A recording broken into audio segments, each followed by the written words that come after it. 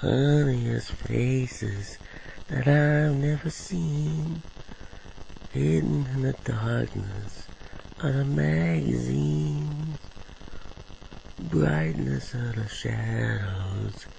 It's a winter dream.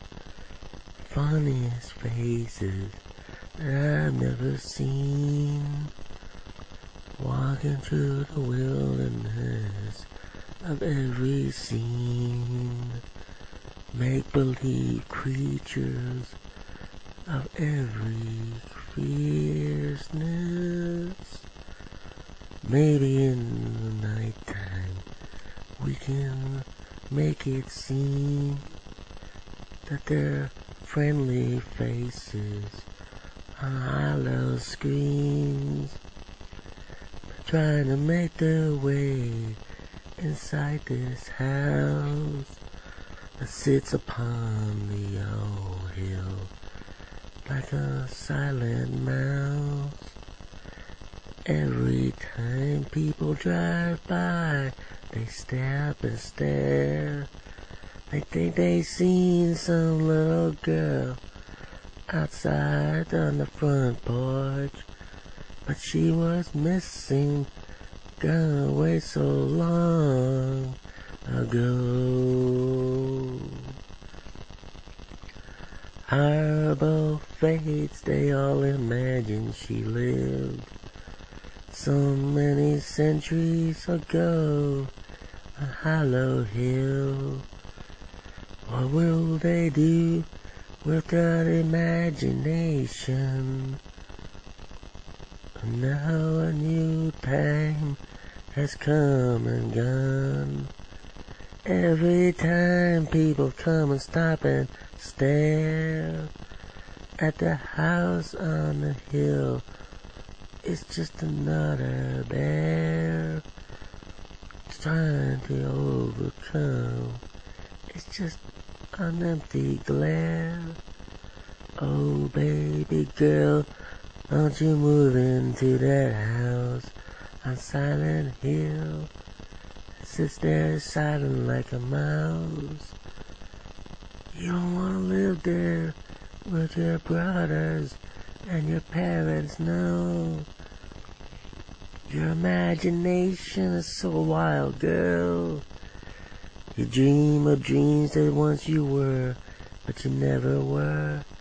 A hippie back in the days of the flower children. You imagine what it would have been like back in those days, where people ate certain happiness on purple haze, waving their fingers up in the air, screaming about Nixon, but that was a different time. Oh baby girl, you know you never were one, never meant to be, just a pretty girl with flowers in her hair, like a happy hippie. 'Cause I remember those days so long ago, where Richard Nixon and Dr. King were in separate hills, and J. Edgar Hoover and Lyndon Johnson, they were just propagandists. One pretended to be another and the other was one. It was just a smothering of the civil rights. There's no such thing as history rewritten. You had to be there. You had to stare at Dr. King from the eyes of J. Edgar Hoover in order to understand the significance of the man with no heart. He had no conscience, as he declared Dr. King a subservient of perversions in communism, socialisms, liberalisms, hippieisms, feminisms. You had to be there to understand those times. You had to know what it was like to march in the streets because of dignity. You had to know what it was like to be you and me. The color of our skin was some significance. of indoctrination to some sort of civil rights movement of imagination where you're trying to fight for your own civil rights. And all these decades later, in McAllen City Hall, a bunch of Latinos who don't even remember what it was like to be Mexican, trying to speak at a city commission meeting, they were turned away because of the brown skin and their last names.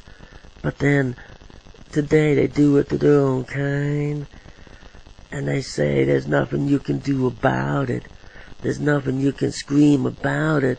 There's nothing you can move around it. There's nothing you can do around it.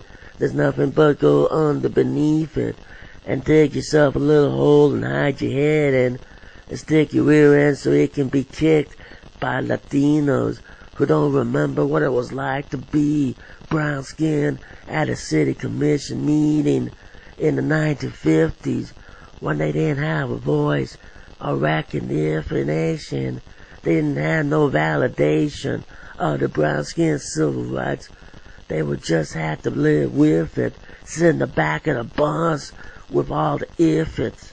Well, what happened if we would have a time machine and send the city commissioners and the mayor back into a days when the brown skin on their bodies were just another reason to cry, were just another reason to die, were just another reason to cry, were just another reason to try to think what it would be like to have freedom of speech, to know what it was like to run for government and not be told politely, you can't run for mayor because of the brown skin, you can't run for city commissioner because of your last name begins with Hernandez, Cortez, Martinez, Perez, or Salinas, or any other last name that's not white gringo.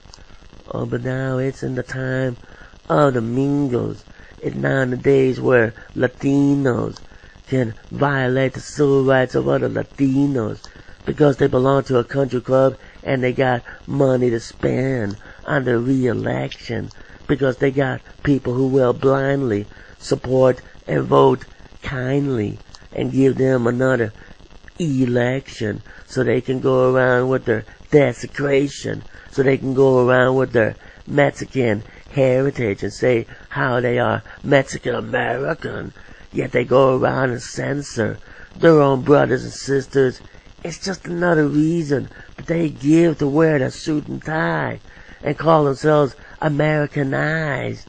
Oh, baby girl, don't you realize you're maybe a city commissioner today, but back in the day you had no right to vote. You had no reason to know that being a woman wasn't meant anything else but giving birth to the next generation of Mexicans, next generation of Mexicans.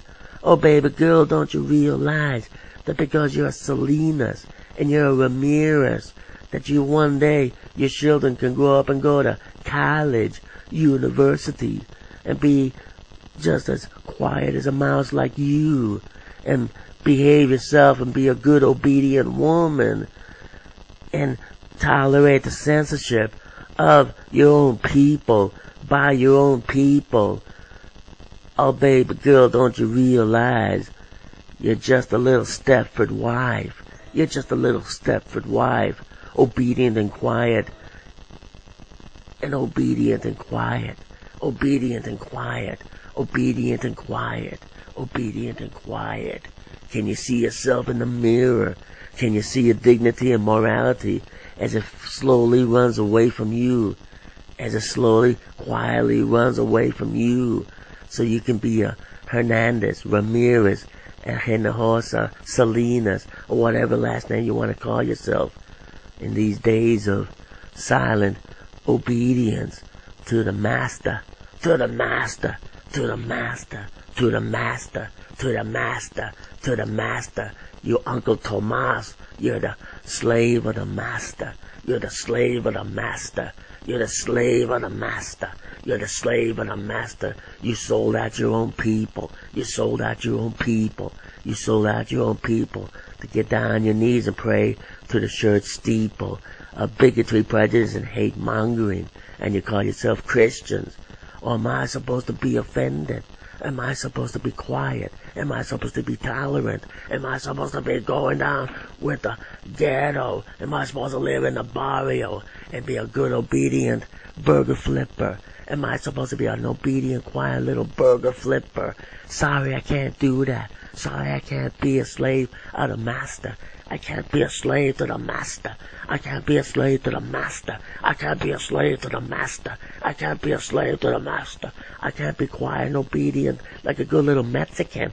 I can't be quiet and obedient like a good little Mexican, like all the other Mexicans in this community who sit by quietly and can't wait for the next election so they can go around with the desecration of the First Amendment and civil rights and say there's no such thing as that. And what does that have to do with us? What does that have to do with us? So we can continue being with our economics. So we can continue with our obedience to the master, to the master, to the master, to the master, because we can get a job at Burger King, because we can get a job at McDonald's, so we can get a job at Whataburger, so we can get a job at Papa John's, so we can get a job at Domino's, so we can get a job and drive a car and deliver the pizza to your children, to your kids, to the next generation, to the next generation, to the next evolution, the evolution, the evolution, the evolution. Or do you even believe in Christ anymore? Do you even believe in God anymore? Do you even believe in the Constitution anymore? Do you even believe because of the economics? Do you even believe because of the economics in your pocket, in your bank account, so you can buy at Best Buy, so you can buy at Walmart, so you can buy at Conn's, so you can buy with convenience, so you can buy with convenience and sell your own soul down the river, sell your own soul down the river, so you can be a happy little Mexican-American, so you can be a happy little Tex-Mex, so you can be a happy little Tex-Mex, so you can watch all the girls get naked up on the stage with their indignity, so you can be just a good little Mexican-American, be a good little Mexican-American, and speak your little profanity, throw around your little F word, and think you're such a great man, think you're such a great man, just goes you around, put a woman on her back, makes you think you're a really good man, makes you really think you're a good man, makes you really think a good man. So one day your children can imagine what it would be like if they were in the 1960s, and they go around today quiet, and tolerate every little insignificance. Sorry, I can't do that. Sorry, I can't be a slave to the master. Slave to the master. Slave to the master. Slave to the master. Slave to the master. Master. And you can even think if you're going to run for re-election, mayor. You can think if you're going to run for re-election, mayor. You can think if you're going to run for re-election, mayor. Think if you're going to run for re-election mayor, or maybe what secretly you're going to conveniently meet with the next mayor. What do you care if you censor? What do you care if you censor? What do you care if you censor a survivor of a hate crime? A survivor of a hate crime. A survivor of a hate crime. What do you care? What do you care if you got no dignity? You got no dignity. You got no morality, you got no principles, you got no values. As long as you're a suit and tie lawyer, a suit and tie lawyer, suit and tie businessman, suit and tie lawyer, suit and tie businessman. Puh.